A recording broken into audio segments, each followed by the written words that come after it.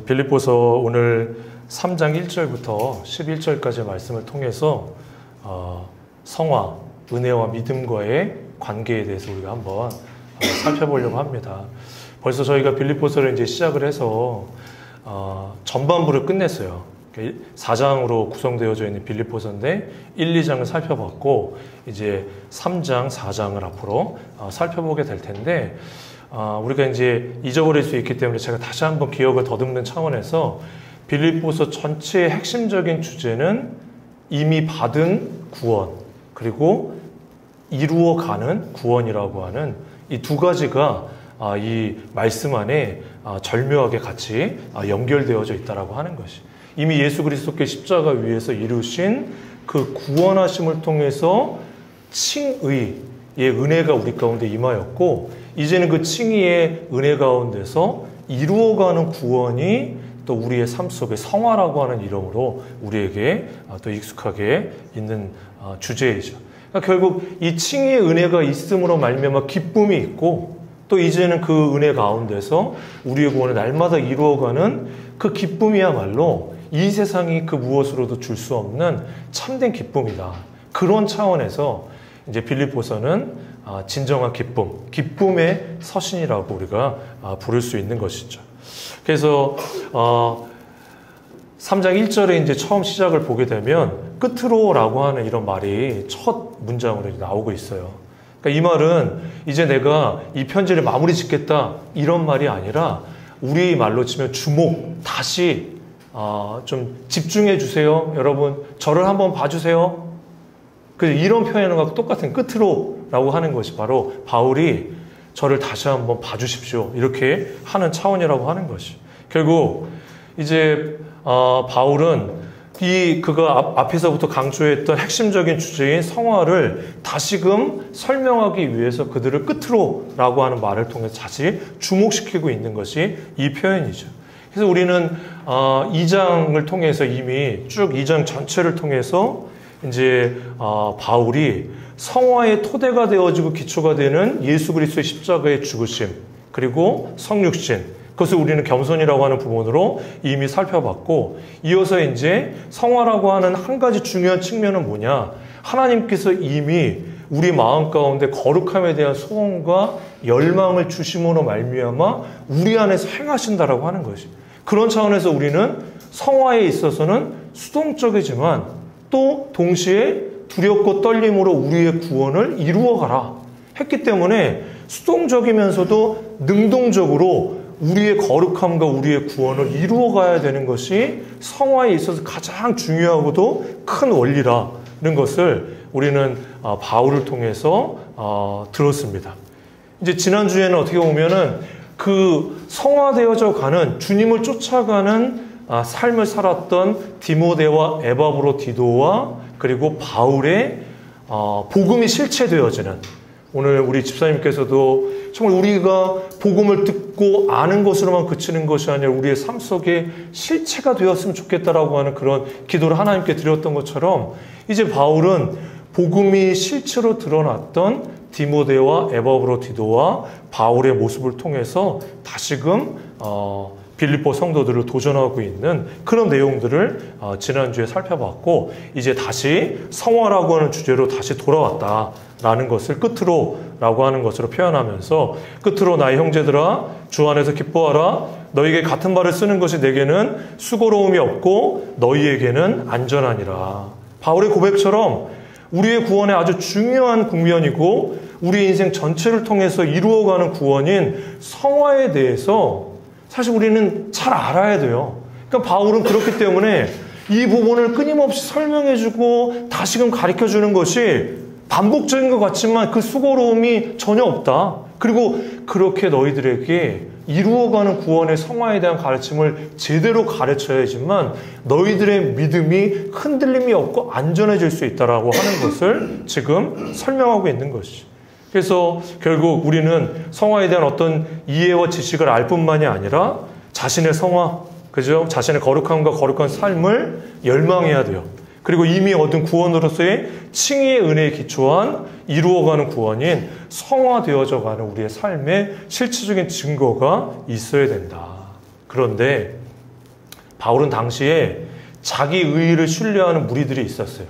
소위 그들을 부를 때 손할례당이다 이렇게 불려지는 사람들을 통해서 이루어가는 구원으로서의 성화가 자기의 의의와 어떠한 노력과 율법적인 행위의 온전함을 통해서 이루어지는 것처럼 그들이 생각하고 그것을 가르쳤다라고 하는 것이.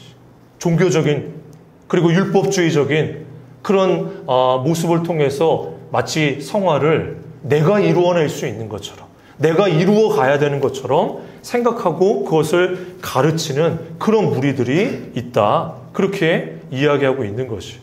근데 2절을 보니까 그 손할례당을 향해서 바울이 어떤 표현을 쓰고 있습니까? 개들을 삼가고 행악하는 자들을 삼가고 몸을 상해하는 자를 삼가라. 어떻게 생각하면 되게 과격한 표현이에요. 그렇죠? 우리가 이제 어떤 목사님이 어떤 사람들을 통해서 막 그 사람들 개 같은 사람이야. 그들은 행위가 아주 악한고 정말 자기 몸을 상해하는 정말 그 사람하고 상종도 하지 마. 이런 표현을 쓸 때 굉장히 사실 거칠고 이렇게 과격한 표현처럼 들리는데 지금 바울이 손할례당 그리고 유대인 거짓 교사들을 향해서 이와 같은 표현을 가감 없이 하고 있는 것이. 그 이유는 뭘까요? 왜 그들을 향해서 이와 같은 거친 표현을 가감 없이 설명하고 있는 이유가 무엇일까요? 그것은 자신들의 구원이 그들이 율법을 지켜내고 자신들의 몸에 할례를 받은 표가 있기 때문에 우리는 구원받았어. 그리고 우리의 구원을 이루어갈 수 있다라고 잘못 가르치는 것뿐만 아니라 많은 주변에 있는 사람들에게 그것을 계속 강조함을 통해서 이미 사도 바울이 가르쳤던 그 복음의 진리가 점점 약화되는 것이에요. 그렇죠? 그러니까 우리에게 있어서 참 이렇게 묘한 게 어떤 한쪽 부분이 강조되기 시작하면 다른 부분은 약화되어지는 현상이 나타날 수밖에 없다라고 하는 것이. 그러니까 오늘날 예를 들면 건강에 대한 관심들이 굉장히 높잖아요. 그러니까 저도 굉장히 사실은 나이가 이제 점점 들어가다 보니까 건강에 대한 관심들이 높아지고 거기에 대한 관심들이 깊어지면 이게 그것이 강조되어지는 것만큼 우리의 내면과 마음과 정신과 이런 부분들도 같이 강조돼야 되는데 사실 오늘날 제가 봤을 때에는 지나친 건강에 대한 염려와 관심과 강조로 말미암아 오히려 우리의 내면은 점점 약해지고 있는 그런 현상들이 나타나고 있어요. 그러니까 뭐 제가 몇 주 전에 말씀드렸던 것처럼 요즘 우리 자녀들이나 아이들 보면 굉장히 내면적으로 약하잖아요. 그러니까 조금의 어려움만 생기고 힘든 일이 생겨도 참 이렇게 그걸 견디지 못하고 인내하지 못하고 참 참아내지 못하고 그러니까 또 그거를 이제 우리 부모된 자들도 알기 때문에 어떻게든 그걸 보호해 주려고 하다 보니까 오히려 점점 약화되어지는 그런 모습이 나타나는 것처럼 지금 어떻게 보면 율법을 지키는 것 또 몸의 할례를 뭐 받은 것이 잘못된 것은 아니죠. 그러나 그것 자체가 마치 우리가 구원을 받은 표가 되어지고 마치 우리가 율법과 어떤 행위의 온전함을 통해서 내 구원이 확신되어지고 확정되어진 것처럼 생각한다라면 복음이 의미가 없는 것이 되어지는 것이. 복음의 은혜가 약화되어질 수밖에 없기 때문에 지금 바울은 더 강하게 경계시키기 위해서 그들은 개들과 같은 사람들이고 행악하는 자들이고 그들을 정말 같이 해서는 안 될 그런 사람들로 그렇게 표현하고 있다라고 하는 것이. 왜 당시에 종교적 율법주의자들이나 오늘날 우리들은 칭의는 오직 하나님의 은혜에서 믿음으로 받는 것이라고 믿고 고백하면서도 마치 성화는 이제 또 무엇인가 내가 하지 않으면 안 될 것 같은 그런 조바심과 그런 또 그것을 좀 행하고 나면 또 교만하고 내가 무엇인가 해냈다라고 하는 만족감에 빠지게 되어지는 이유가 뭘까요? 제가 누누이 그전부터 강조했던 것처럼 그것이 우리 마음에 장착되어져 있고 내재되어져 있는 종교성이에요. 그것이 또 편하기 때문에 그래요. 마치 오른손잡이는 저는 왼손잡이니까 늘 이렇게 오른손잡이 하면서 왼손을 드는데 오른손잡이는 오른손으로 무엇인가를 하는 게 가장 편하고 왼손잡이는 왼손으로 하는 게 가장 편한 거예요. 그죠? 그러니까는 아무리 왼손잡이가 오른손으로 뭘 하려고 해도 편하지가 않아요. 저도 사실 마찬가지예요. 그래서 어릴 때 이제 밥 먹는 거나 뭐 글씨 쓰는 거나 이런 거는 이제 어릴 때 고쳤기 때문에 그걸 편하게 하지만 다른 모든 것에 있어서는 왼손을 쓰는 게 가장 편하다라고 하는 것이. 오른손잡이도 마찬가지고. 그거와 마찬가지로 우리에게 편한 것은 뭐냐면 은혜로 말미암아 구원을 받는다 칭의, 그리고 우리가 거룩하게 되어지고 온전케 되어질 수 있다. 전적인 하나님의 은혜 가운데 내 안에서 역사하신 하나님의 은혜로 이루어지는 것이다. 이게 우리한테 편하지 않아요. 내가 뭔가 이루어내고 싶어. 이걸 은혜라고 하는 그 깨닫긴 하나님의 은혜 가운데 깨달았지만 그게 우리한테 기본적으로 정서적으로나 우리의 이성적으로나 그게 맞는 이야기가 아니에요. 그러니까 여러분, 우리가 지금 생각하면 정말 복음을 들으면 당연히 믿고 받아들이는 건 맞는 게 아닌가 이렇게 생각하지만 우리가 믿지 않는 분들이나 가족들이나 친구들이나 주변 사람들한테 우리가 너무 자연스럽게 이제는 받았죠. 이게 은혜가 임한 것이, 우리에게 은혜가 임했기 때문에 그것을 차근차근히 설명해 줘도 그들은 본성적으로 이해가 안 돼요. 그게 불편해요. 왜 그렇게 우리가 은혜를 받아야 되지? 내가 그렇게 하지 않아도 나는 꽤 괜찮은 사람인 것 같은데, 내가 그렇게 하나님 앞에 좀 무릎 꿇고 나아가지 않아도 난 잘 살 수 있을 거, 행복할 수 있을 것 같은데 꼭 예수 그리스도를 믿어야 돼? 이런 정서들이, 그 거부감 강한 반작용이 그 마음 가운데 있는 것이. 그런데 우리가 칭의라고 하는 구원의 그 은혜를 받았음에도 불구하고 이제는 거룩함의 삶의 증거를 가지고 살아가야 된다라고 하는 것도 믿는 사람들 가운데 여전히 그게 자연스러운 것이 아니에요. 내가 뭔가 해야 될 것 같아. 그래야지 하나님이 날 사랑하실 것만 같아. 이미 하나님께서는 그리스도의 십자가를 통해서 우리에게 모든 사랑을 다 보여주셨다라고 하는데도 그게 이미 모든 사랑을 다 보여주신 것임에도 불구하고 그것으로 안 될 것 같아. 내가 뭔가 하나님께 사랑받을 행동을 해야지. 내가 하나님의 사랑을 받을 어떤 행위를 해야 될 것 같은 그런 마음으로 끊임없이 하나님 앞에 나아가는 것이에요. 그러니까 성화를 자꾸 내가 이루어가는, 우리의 성화는 뭐죠? 이미 받은 하나님의 사랑과 은혜가 너무나 크고 놀랍기 때문에 감사함으로 순종하며 그 거룩함의 길을 걸어갈 뿐이라고 하는 것이.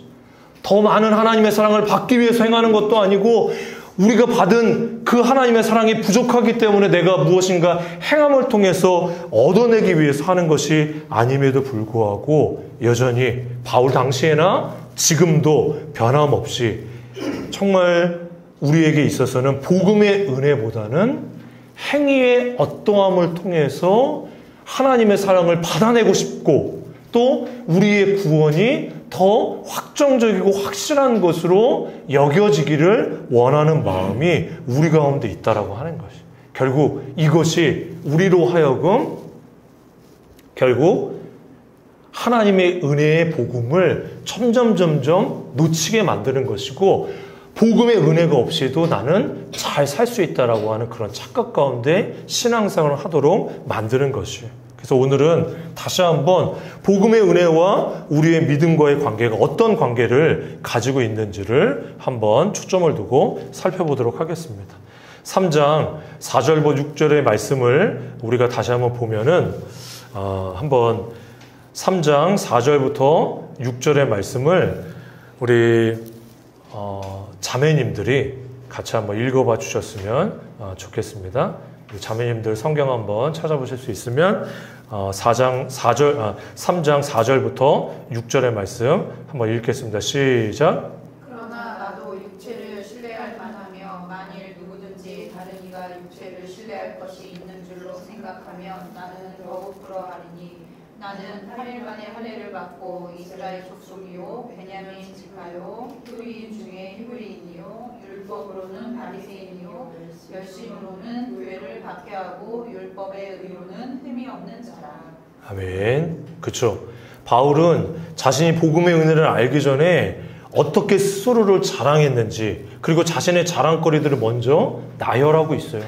너희들이 생각할 때 손할례당이라고 불려지는 유대인 거짓 교사들이 엄청나게 자기의 의와 자기의 온전함을 자랑하고 있지만 나는 사실 그들보다 더 자랑할 것이 많은 사람이다. 아니 실제로 나는 예수 그리스도의 복음의 은혜를 맛보기 전에는 내 마음 가운데 이 자랑거리들을 수없이 되뇌었고 또 많은 사람들에게 나의 의와 나의 자랑할 만한 이러한 것들을 드러내는데 열심히 있었던 사람이다. 나는 8일 만에 할례를 받은 자이고 이스라엘 족속이고 베냐민 지파이고, 왜 베냐민 지파는 왕족이에요. 그죠? 이스라엘의 초대 왕이었던 사울이 베냐민 지파였고, 히브리인 중에도 히브리인이다. 그리고 율법으로는 바리새인이었고, 그죠? 바리새인 우리가 생각할 때 안 좋은 사람이지만 당시에는 가장 의로운 사람이에요. 그리고 가말리엘 문화에서 난 율법을 배웠다. 그리고 기독교인이라고 하는 예수를 믿고 있는 사람들을 핍박하는데 그 누구보다 나는 열심을 냈던 사람이다. 그러니까 그 당시 유대 사회에 있어서 바울과 같은 사람은 상위 1%예요. 아니 상위 0.1%가 될지도 몰라요. 정통 유대인이고 최고의 특권과 자기의 의의 근거를 가지고 있었던 사람이 바로 바울이었어요. 근데 바울은 이제 이 모든 자랑거리를 해로 여기겠다, 해로운 것으로 여기겠다, 그리고 심지어 배설물로 여기겠다라고 이렇게 고백하고 있어요. 그죠? 7절과 8절에 보면 그러나 무엇이든지 내가 유익하던 것을 내가 그리스도를 위하여 다 해로 여길 뿐더러 또한 모든 것을 해로 여김은 내 주 예수 그리스도를 아는 지식이 가장 고상하기 때문이라. 내가 그를 위해서 모든 것을 잃어버리고 배설물로 여김은 그리스도를 얻고. 여러분, 배설물 하니까 굉장히 또 품격 있는 표현처럼 보이지만 정말 내가 그동안의 자랑거리로 여겼던 것은 정말 난 똥처럼 생각하겠다. 지저분한 것으로 생각. 여러분, 우리가 그런 걸 묵상하는 사람이 있어요. 우리 어릴 때는 장난삼아 막 그런 뭐 인형도 만들고 막 장난치지만 점점 그것을 자랑할 사람이 누가 있겠어요? 어떻게 바울이 이런 고백을 할 수 있게 된 것일까? 어떻게 바울은 이전까지는 그렇게 많은 특권 의식과 자기 의에 사로잡혀 그것을 자랑하며 자기 열심을 따라 하나님을 섬기다가 이 같은 극적인 변화가 어떻게 일어났는가? 여러분 잘 알고 있죠? 바울은 실제적으로 사실 극적인 변화가 있긴 있었어요. 다메섹 도상에서 부활하신 예수님을 만났죠. 그래서 그토록 그가 소중하게 여겼던 자기 의와 그 영광스러운 그 그리스도의 부활하신 그 영광의 빛을 봤을 때 그의 거룩하심과 비교했을 때 자기의 의는 너무 하찮고 아무것도 아니라고 하는 것을 깨닫게 되어졌고, 이제는 내가 그토록 자랑하고 내가 의롭게 여겼던 그것이 살아계신 하나님과 정말 부활하신 예수 그리스도를 만나지 못하도록 하는 걸림돌이 된다라고 하는 것을 비로소 깨닫게 된 것이 그게 은혜죠. 그전에는 정말 내가 하나님께 사랑을 받고 내 의를 통해서 하나님 앞에 나아갈 수 있다는 생각이 가득 채워져 있었다면 그 예수 그리스도의 얼굴에 있는 하나님의 영광의 아름다운 광채를 보고 나니까 그것과 비교했을 때 내가 그토록 자랑했던 내 의는 정말 누더기와 같고 배설물과 같고 아무것도 아니라고 하는 것을 깨닫게 된 것이. 그리고 비로소 이제는 정말 내가 자랑할 것은 오직 예수 그리스도의 십자가 외에는 없다. 이게 극적인 변화예요. 그가 무슨 어떤 현상들을 맛보고 어떤 내적인 뭐 이렇게 감정적인 어떤 변화를 얘기한다라고 하는 것이 아니라 내가 가지고 있는 자기의가 완전히 무너지고 아무것도 아니라고 하는 것을 깨닫고 오직 예수 그리스도의 십자가의 의만이 나를 온전케 할 수 있다라고 하는 것을 깨닫게 된 것이 가장 극적인 변화라고 하는 것이. 그래서 여러분 9절의 말씀을 같이 한번 읽어봤으면 좋겠습니다. 9절의 말씀 같이 읽도록 하겠습니다. 9절. 자, 시작. 그 안에서 발견되려니 내가 가진 의는 율법에서 난 것이 아니요 오직 그리스도를 믿음으로 말미암은 것이니 곧 믿음으로 하나님께로부터 난 의라. 그렇죠. 결국 이 진리를 깨닫게 되어졌을 때 그 앞선 정말 그 모든 것을 해로 여기고 내가 배설물과 같이 여기겠다라고 하는 고백이 바로 내가 가지고 있는 의는 내가 그동안 지키고 애를 썼던 율법에 의해서 난 것이 아니라 오직 예수 그리스도를 믿음으로 말미암아 전적으로 하나님의 은혜 가운데 나에게 주어진 하나님의 의라고 하는 것을 깨닫게 되어졌을 때 비로소 이와 같은 고백을 할 수 있었다라고 하는 것이. 이 고백이, 이 깨달음이 우리 가운데 있을 때 우리는 참으로 복음의 은혜를 맛보고 알게 되었다, 이렇게 말할 수 있는 것이에요. 제가 어젠가 그제 저희 아내가 그 쇼츠에 보니까 그 김미경 강사라고 하는 분이 있잖아요. 여러분 혹시 그분 김미경 강사라고 하는 분 이렇게 강의도 굉장히 잘하고 예전에 조금 논란이 있었어요. 그러면서 요즘에는 TV에는 잘 나오는지 안 나오는지 모르겠지만 하여튼 강연을 굉장히 많이 하러 다니고 유튜브 활동도 열심히 하는데 저는 이분이 크리스찬인지는 잘 몰랐어요. 그런데 저희 아내 통해서 얘기를 들으니까 그냥 썬데이 크리스찬처럼 어머니가 신앙생활 하셔가지고 계속 이제 어머니를 통해서 그냥 교회에는 다니는 썬데이 크리스찬 정도의 그런 신앙생활을 하고 있다가 이분이 정말 하나님을 인격적으로 만났나 봐요. 그래가지고 그 짧은 쇼츠에다가 자기가 신앙생활 오래 교회를 왔다 갔다 하면서 주변에서 예수님을 인격적으로 만났다 이런 표현들을 많이 들어봤었는데 그게 도무지 뭔지는 몰랐다. 인격적으로 하나님을 만난다는 게 뭐고 예수님을 만난다는 게 뭐지?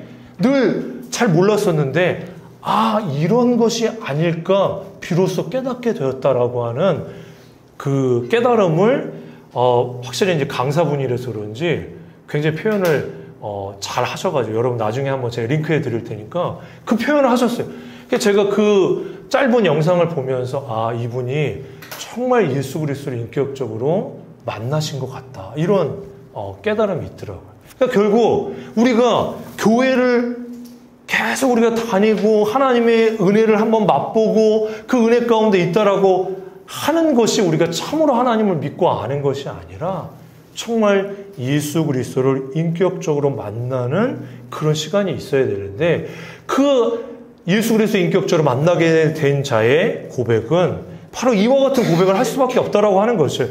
이와 똑같은 말을 할 수는 없겠지만 내가 가진 이 의로움과 아름다움은 나로 말미암은 것이 아니라 오직 예수 그리스도를 믿음으로 말미암아 하나님께서 나에게 거저 주신 은혜다, 이것을 고백하는 이 고백이 있을 때 비로소 우리는 예수 그리스도를 인격적으로 만났다, 그렇게 말할 수 있는 것이에요.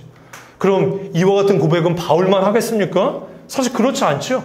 종교개혁자 루터도 결국에는 수도사로서 그렇게 정말 자기의 아름다움과 의의를 통해서 그 구원을 확신하고 싶어하는 애씀과 몸부림 속에서 로마서 1장 17절의 말씀, 그렇죠? 의인은 믿음으로 말미암아 살리라. 오직 의인은 예수 그리스도를 믿는 믿음 안에서만 구원의 은혜와 생명의 구원을 받을 수 있다라고 그 진리를 깨닫게 되어졌을 때 그는 밤낮 금식하고 기도하면서도 죄의식에서 자유롭지 못했었는데 이 진리를 깨닫게 되어지는 은혜가 임하게 됐을 때 비로소 참된 기쁨과 구원의 정말 그 자유를 경험하게 되었다라고 하는 것이. 바울이 자랑했던 모든 것을 해로 여기고 심지어 배설물로 여긴 것처럼 루터 역시 자신의 모든 종교적인 행위가 오직 하나님의 은혜로만 전적으로 가능하다는 것을 깨닫게 됨으로 말미암아 비로소 하나님을 참으로 만나게 되었다라고 하는 것이. 사랑하는 여러분, 우리에게도 이런 극적인 변화가 일어나야 된다라고 하는 것이. 결국 제가 말씀드리고 싶은 것은 이런 극적인 변화는 어떤 뇌적인 현상과 내적인 감정의 동요를 이야기하는 것이 아니라 여전히 내 안에 그리스도의 십자가보다 내가 더 자랑하고 있거나 내가 더 의지하고 있거나 그래도 내가 이런 행동을 해야지, 내가 그래도 이런 면에서는 괜찮은 사람이지, 나는 그래도 이런 것을 통해서 하나님 앞에서나 사람 앞에 인정을 받으면서 살아갈 수 있지, 이런 마음을 우리가 가지고 있다라면 아직 우리는 복음의 은혜가 무엇인지를 모르는 채 살아갈 수 있는 것이에요. 여러분, 저는 아인이, 영빈이, 우리 목사님 얘기 잘 들어봐. 우리 부모님들이 우리 아인이나 영빈이가 이 세상 속에서 누구에게도 정말 두려움 없이 당당하고 온전하고 아름답게 잘 성장했으면 좋겠다 이런 마음을 가지고 있을 거란 생각이 들어요. 우린 그렇게 또 부모가 또 우리 아이들한테 자신감도 심어주고 정말 이 세상 속에 당당하고 정말 이렇게 힘있게 살아갈 수 있도록 키우고 양육할 필요도 있지만 그럼에도 불구하고 우리 아인이와 영빈이가 참으로 하나님 앞에 정말 예수 그리스도를 인격적으로 만나기 위해서는 자신이 그토록 의지하고 붙들고 있는 것이 무너지는 경험을 반드시 해야 돼요. 그런 경험이 없이 복음의 은혜를 맛볼 수가 없어요. 우리 이 자리에 있는 우리에게 있어서도 여러분의 인생 가운데 나의 존재와 나의 어떠함이 무너지는 경험들이 우리 가운데 있었기 때문에 그리스도의 십자가 앞으로 나올 수 있었던 것이에요. 그것이 은혜예요. 그것이 감사예요. 왜 내 인생에 이런 무너짐의 경험들이 있는가? 왜 이렇게 나에게 정말 깨어지는 삶의 순간들이 있는가? 그것 때문에 정말 힘들어하는 것이 아니라 만약 우리가 그런 경험들이 없었다면, 그런 무너지는 경험들이 없었더라면 우리가 하나님 앞에 나아갔겠어요? 우리 교만함으로 여전히 지금까지도 그 알량한 정말 대단치도 않은 나의 어떠한 괜찮은 모습, 다른 사람들이 조금 인정해주는 그런 모습을 정말 썩은 동아줄 붙들듯이 그거 하나 붙들면서 꽤 괜찮은 사람이야. 나는 그래도 저 사람보다 이거는 괜찮은 사람이야. 이거 붙들면서 정말 복음의 은혜가 모르는 채 그렇게 살아갈 수밖에 없다라고 하는 것이. 우리 아인이에게도 우리 영빈이에게도 정말 지금 그런 시간들이 아직은 찾아오지 않았을지 모르지만 반드시 그런 시간들이 찾아왔을 때 비로소 이 아이들이 예수 그리스도를 인격적으로 만날 수 있다라고 하는 것이. 복음은 이런 변화를 우리 속에 일으키는 것입니다. 복음은 우리 안에 있는 자랑거리를 철저하게 무너뜨리는 것이에요. 이를 통해 우리를 회개의 자리로 이끌고 오직 복음의 은혜 없이는 살 수 없는 존재임을 깨닫게 해주시는 것이 바로 복음의 은혜라고 하는 것이. 그저 깊은 회개와 복음 앞에 빈손 들고 나아가는 과정이 없이 적당하게 내 행위와 하나님의 은혜가 버무려진 신앙을 가지고는 우리는 결코 정말 복음의 은혜를 맛봤다, 누리고 있다, 그렇게 우리는 고백할 수 없는 것입니다. 이제 두 번째로, 그렇다면 이 놀라운 복음의 은혜가 우리 가운데 임하게 됐을 때 우리는 어떻게 반응해야 될까요? 3장 8절과 9절을 다시 한번 보게 되면 우리 8절과 9절은 우리 형제들만 같이 한번 또 읽어보도록 하겠습니다. 같이 읽겠습니다. 시작. 또한 모든 것을 해로 여김은 내 주 그리스도 예수를 아는 지식이 가장 고상하기 때문이라. 내가 그를 위하여 모든 것을 잃어버리고 배설물로 여김은 그리스도를 얻고 그 안에서 발견되려 함이니 내가 가진 의는 율법에서 난 것이 아니요 오직 그리스도를 믿음으로 말미암은 것이니 곧 믿음으로 하나님께로부터 난 의라. 아멘. 우리는 이 본문 안에서 바울이 말하는 성화가 무엇일까? 그러니까 결국 이 복음의 은혜가 우리 가운데 임할 때 거기에 대한 반응이 사실은 성화예요. 그러니까는 칭의라고 하는 것은 우리가 그 주신 그 은혜를 그냥 받는 것이라면 이제는 그 은혜에 대해서 반응하는 것이 성화인데, 지금 바울이 이 짧은 8절과 9절의 말씀 가운데 바울이 말하고 있는 성화에 대한 정의가 나오는 것 같아요. 그걸 뭐라고 얘기하는 거냐? 결국 오직 하나님의 은혜로 그리스도를 얻고 그리스도 안에서 발견되어져 가는 과정이 바로 성화라고 하는 것이에요. 성화가 다른 것이 아니라 그리스도를 얻고 그리스도 안에서 내가 누구인가를 날마다 발견해 가는 것이 바로 성화라고 하는 것이에요. 우린 성화에 대한 오해가 있어요. 물론 외적인 증거로 거룩함의 열매와 삶의 증거가 나타나야 돼요. 그렇지만 그것 이전에 사실은 성화의 본질적인 것은 그리스도를 얻는 것이고 그 안에서 발견되어져 가는 과정이 바로 성화의 길이고, 결국 복음의 은혜가 임할 때 우리가 믿음으로 반응하는 것은 그리스도를 얻는 것이고 그리스도 안에서 발견해 가는 것이 바로 믿음의 반응이라고 하는 것이에요. 여러분, 저를 한번 보세요.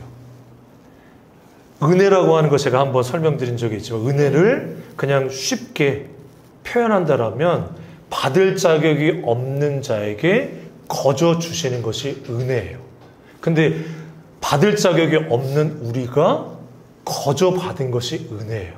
근데 이 은혜라고 하는 용어가 일상적인 사회생활 안에서는 잘 사용되어지지 않는 용어죠. 그러니까 그냥 종교적인 용어가 됐어요. 이제 은혜라고 하는 말은. 그냥 교회 안에서 사용하는 용어가 됐어요. 그렇다면 우리가 사회 안에서 사용하는 은혜와 유사한 단어가 뭐가 있을까요? 그것은 선의라고 할 수 있어요. 선의도 우리가 잘 평상시 일상 용어로는 잘 쓰진 않지만, 그러니까 예를 들면 누군가가 이렇게, 제가 한번 그런 경험이 있는데 참 지금 돌아보면은 왜 그랬을까 그런 생각도 들긴 하지. 자동차 이렇게 가다가 누군가 살짝 스쳐 지나가면서 살짝 긁고 갈 때가 있잖아요.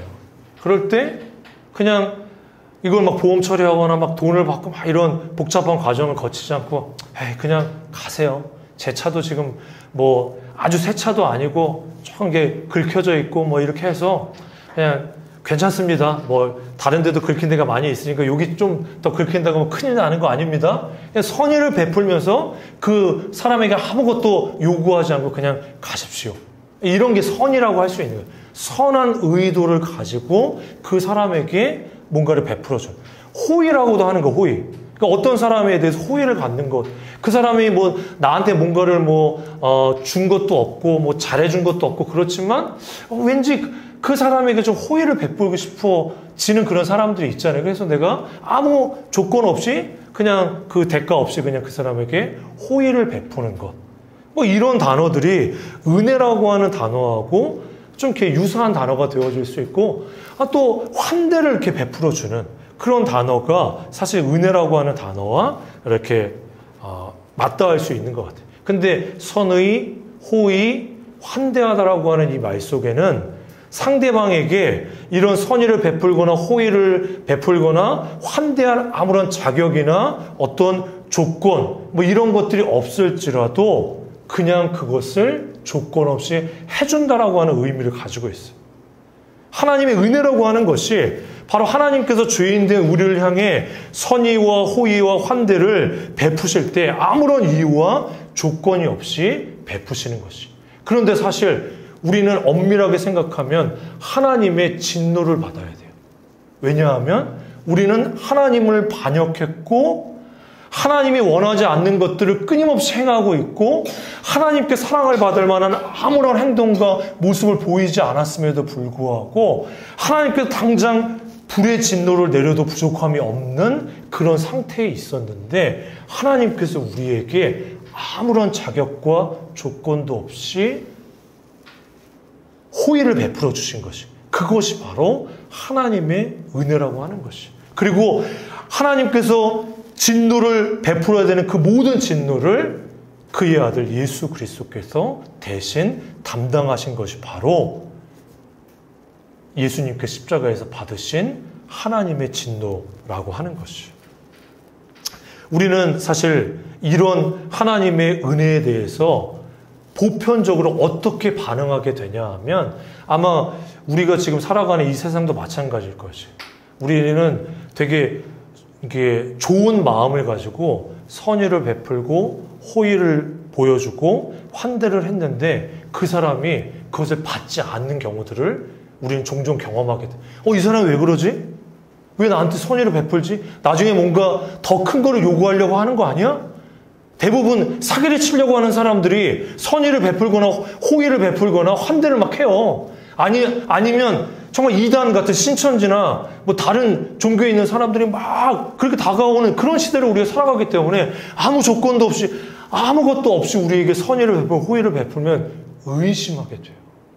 그러니까 우리가 하나님의 은혜에 대해서 보편적으로 예수 그리스도의 그 하나님의 은혜를 온전히 깨닫기 전에 나타나는 첫 번째 반응은 의심부터예요.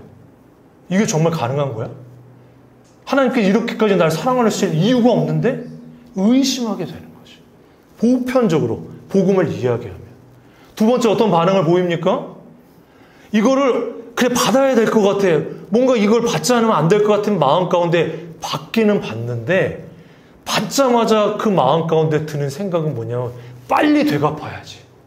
하나님의 사랑을 받아 누리는 것이 아니라 빨리 내가 하나님께서 이런 사랑을 베풀어 줬으니 내가 열심히 교회 충성 봉사를 하든지 아니면 내가 이 세상 속에 선한 삶을 살아가든지 아니면 더 열심히 복음을 전하든지 되갚으려고 하는 거예요.